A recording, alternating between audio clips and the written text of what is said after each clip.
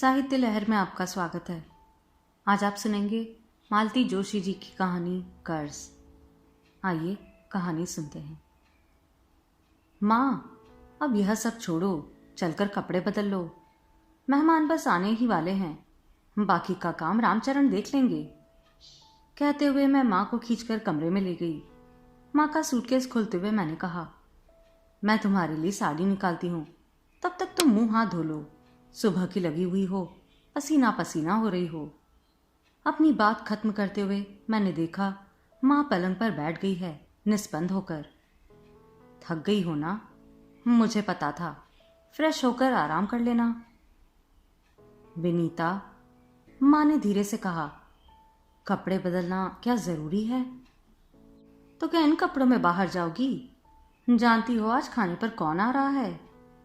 कौन? पापा जी के खास दोस्त हैं। पिछली सरकार में मंत्री थे, पर आज भी उनका रुतबा कम नहीं है। पर दोनों मियाँ बीवी बड़े डाउन टू अर्थ है। आंटी तो मुझे इतना प्यार करती है। तुम्हें लगता है मुझे बाहर आना पड़ेगा? मतलब खाना तो साथ ही में खाएंगे ना? ऐसा मत सोचना कि मैं लगाई बुझाई कर रही हूँ, पर तुम लोग 2-3 दिन नहीं थे तो मेरा खाना कमरे में ही आ जाता था, चाय और नाश्ता भी। क्या बात करती हो? सच कह रही हूँ। रामचरण कहता था, साहब लोगों का कोई टाइम टेबल नहीं है। अम्मा जी, आप तो समय से खा लिया करो। अब इतनी अक्ल तो मुझ में भी है कि यह बात वो अपने मन से नहीं कहता होगा। मन से कहा होता तो कभी तो कोई पूछता कि बहन जी, आपका खाना हो गया? सुनकर मैं तो सन्न रह गई। माँ को कमरे में छोड़कर बाहर चली आई। देखा मम्मी जी मुस्तैदी से टेबल लगवा रही थी। बड़ी सी मेज पर केवल 6 प्लेटें थी, अंकल आंटी, मम्मी पापा और हम दोनों के लिए। दुख भी हुआ और गुस्सा भी आया। माँ का अनुमान सही था। मैं अपना गुस्सा पी गई और मैंने मन ही मन एक योजना बना ली।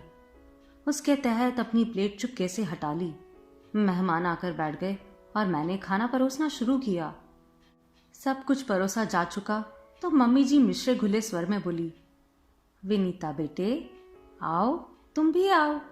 अरे, तुम्हारी प्लेट कहाँ है? मम्मी जी, मैं बाद में खा लूंगी। रामचरण जी अकेले सब संभाल नहीं पाएंगे। मैं बाद में माँ के साथ खा लूंगी। वे अकेली खाएंगी तो अच्छा नहीं लगेगा। तुम्हारी माँ आई हुई है? आंटी ने पूछा। हाँ आंटी, मैं अपना थीसिस सबमिट करने के लिए भोपाल आई थी। हम दोनों ही सांध्यकाल आ गए थे तो मैंने कुछ दिनों के लिए माँ को बुला लिया था। संभालने वाले तो है, पर घर का कोई हो तो अच्छा रहता है। मम्मी जी को तो घर बाहर दोनों ही देखना पड़ता है ना। तो अपनी माँ को बुलाओ ना, साथ में खाएंगे। आंटी जी, दरअसल वो अभी अभी गैस के पास से हटी है ना, तो थोड़ा सुस्ताना चाह रही है। बात क्या हुई कि आज सुबह सुबह हमारे महाराज जी के गांव से खबर आ गई कि उनकी माँ नहीं रही, उन्हें तुरंत जाना पड़ा। तो आज का खाना एक तरह से माँ ने ही बनाया है। अकेले रामचरण जी के बस की तो बात नहीं थी। महाराज जी की माँ नहीं रही, ये तो बुरा हुआ, अंकल बोले। पर मैं इसे इत्तेफाक मानता हूँ, नहीं तो इतना लजीज खाना कचौरियाँ खाने को कैसे मिलती। आज तो मेरी माँ की याद ताज़ा हो गई। इतने मुलायम दही बड़े पहली बार खा रही हूँ, आंटी बोली। गाजर का हलवा भी A1 बना है, अंकल बोले। सुनकर मुझे खुशी हुई कि चलो माँ की मेहनत सार्थक हो गई। पर मेरी इस खुशी पर तुरंत ही पानी फिर गया जब मम्मी जी ने कहा, अच्छा तो बनाएगी ही, जिंदगी भर खाना ही तो बनाती रही है। लगा जैसे किसी ने मेरी छाती में घुसा जड़ दिया हो। मैं तिलमिला उठी।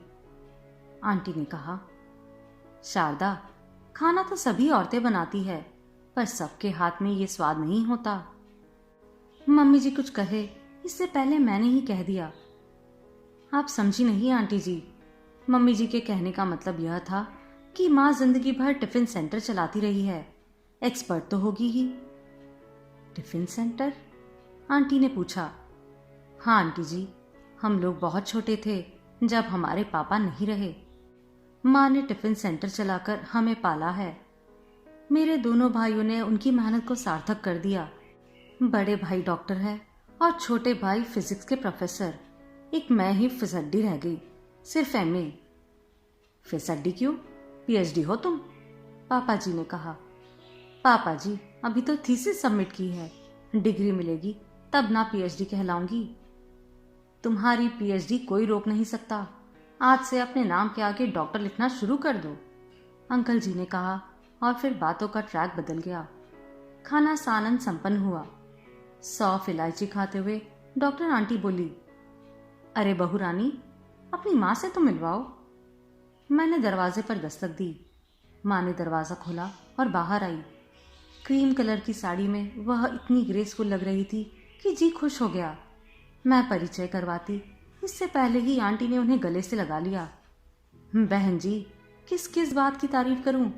आपकी साड़ी की, आपके खाने की या आपकी बिटिया की? सच, बहुत प्यारी लड़की है। बहुत अच्छे संस्कार दिए हैं आपने अपनी बेटी को, माँ ने विनम्र भाव से कहा। अब वह मेरी कहाँ रही, जैसी भी है अब आपकी है। बिल्कुल ठीक कहा आपने, अब तो यह हमारी प्यारी बहू रानी है, कहकर आंटी ने मुझे गले से लगा लिया। फिर बोली, माँ को लेकर एक दिन घर आओ ना। आंटी जी, ये मेरे हिस्से आती कहाँ है? 4 दिन के लिए किडनैप करके लाई हूँ। इनके प्राण तो पोते पोतियों में बसते हैं। दोनों भाभियाँ जॉब करती हैं, बच्चे इन्हें सौंप जाती हैं, दिन भर आंगनवाड़ी चलाती रहती हैं।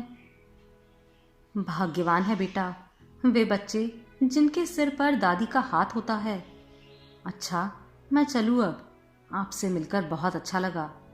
फिर एक बार गले मिलकर वे चल दी। मैं भी उनके पीछे चल दी। हमारे चलते ही ड्राइंग रूम के पर्दे के पीछे सरसराहट हुई। समझ गई कि मम्मी जी पर्दे के पीछे खड़ी सब देख सुन रही थी। साथ ही आ जाती, सम दिन से परिचय करवा देती तो कोई छोटी थोड़ी हो जाती, पर अभी जाते हर जगह आड़े आ जाता है। मेहमानों को विदा करने के लिए हम लोग बाहर तक गए। श्रीमान जी हॉल के दरवाजे पर ही रुक गए तो मैंने वहीं से अंकल आंटी के पैर छू लिए। अंकल के जाते ही मैं भीतर जा रही थी क्योंकि माँ खाने के लिए रुकी थी। मैं मुड़ी ही थी कि इन्होंने कहा, सुनो। मैंने देखा उनकी आंखें अंगार से जल रही थी। ये टिफिन सेंटर की बात जरूरी थी? बात तो मम्मी जी ने उठाई थी। मम्मी के कहने का आशय सिर्फ इतना था कि तुम लोगों के यहाँ खाना बनाने के लिए कोई नहीं था। मैंने सोचा ऐसा आधा अधूरा सच बताने से क्या फायदा। अंकल आंटी तो अपने ही हैं, उन्हें पूरा सच बताना चाहिए। आपको शर्म आ रही है? नहीं, गर्व से मेरा सीना फूल रहा है। उनके स्वर में व्यंग था। मैं कुछ तीखी बात कहने जा रही थी कि हॉल के पर्दे के पीछे मुझे 2 पैर नजर आए। मम्मी जी शायद मेहमानों को विदा कर लौट आई। पापा जी रोज की तरह खाने के बाद बगीचे में चहलकदमी कर रहे होंगे। मम्मी जी दरवाजे के पीछे ही रुक गई थी, जिसका मतलब साफ जाहिर था कि वे हमारी बातें सुनना चाहती थी। उन्हें सुनाने की गरज से मैंने उनके बेटे से कहा, एक बात कहूं, हम आपके दरवाजे पे नहीं आए थे। इतने बड़े घर की और झांकने की तो हमारी औकात नहीं थी। प्रस्ताव आपकी ओर से आया था। पापा जी हमारे कॉलेज में गेस्ट बनकर आए थे। उन्हें मेरा गाना अच्छा लगा, मेरा भाषण पसंद आया। उन्होंने प्रिंसिपल मैडम से मेरी पूरी जानकारी ली और हमारे यहाँ प्रस्ताव भेज दिया। हमारे यहाँ से तो मना करने का सवाल ही नहीं था, पर आप मना कर सकते थे। मम्मी जी की हामी की बात मैं समझ सकती हूँ। कई बार औरतों को लगता है कि छोटे घर की बहू अच्छी होती है, दब कर रहती है, पर आप मना कर सकते थे। हालांकि उन दिनों घर की हालत बदल गई थी। दोनों भाई नौकरी में आ गए थे। माँ ने अपना काम बंद कर दिया था, पर इस सत्य को तो कभी झुटलाया नहीं जा सकता कि माँ कभी टिफिन सेंटर चलाती थी। हमने सत्य छुपाने की कोशिश भी नहीं की। माँ का कहना था कि शादी के मामले में सारे पत्ते खुले होने चाहिए, इसलिए आप चाहते तो मना कर सकते थे। जिंदगी भर शर्मसार होने से तो अच्छा था माँ बाप का विरोध करना। तुम्हें कभी शर्मिंदगी महसूस नहीं हुई? नहीं। I am proud of my mother. उन्होंने जिस मेहनत और दिलेरी से हमें बड़ा किया है उस पर मुझे गर्व है। किसी भी संतान को गर्व होगा, पर हाँ, आज मैं जरूर शर्मसार हुई हूं। कैसे? आज इस घर में उनके साथ जो व्यवहार हुआ है वह बेहद अपमानजनक था। मैं तो माँ के सामने जिंदगी भर सर नहीं उठा पाऊंगी। मैंने तय कर लिया है, इस घर में उनकी यह आखिरी यात्रा होगी। तभी दरवाजे का पर्दा हिला। मम्मी जी भीतर दाखिल हुई। ये तो एकदम चौंक ही गए। मम्मी जी ने हमारी ओर देखा, शायद कुछ कहने को थी कि मेरे बगाती तेवर देखकर उन्होंने अपना विचार बदल दिया और चुपचाप अपने कमरे की ओर चली गई। मैं खुश थी, मेरी बात सही जगह पड़ गई थी। मुझे लग रहा था मैंने माँ के पसीने का कर्ज अदा कर दिया है। आप सुन रहे थे मालती जोशी जी की कहानी कर्ज।